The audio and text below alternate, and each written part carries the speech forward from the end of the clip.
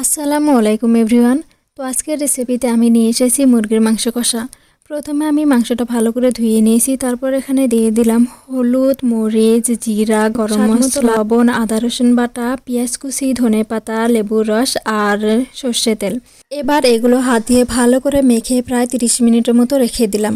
30 minute পর একটা প্যানের মধ্যে তেল গরম করে এখানে দিয়ে দিলাম জিরা, তেজপাতা আর কয়েকটা কালো ইলাইচি।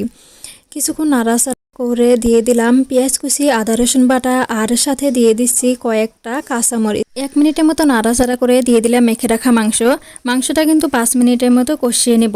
তারপর গ্যাসের ফ্লেম মিডিয়ামে রেখে ঢাকনা দিয়ে রেখে দিলাম প্রায় 15 মিনিটের মতো। 15 মিনিট পর ঢাকনা খুলে আবারও 10 মিনিটের মতো নাড়াচাড়া করে নেব। এভাবে ব্রয়লার মুরগির মাংস রান্না করলে খেতে কিন্তু অনেক স্বাদ। বাকি আপনাদের রেসিপি কেমন লাগলো কমেন্ট বক্সে অবশ্যই জানাবেন।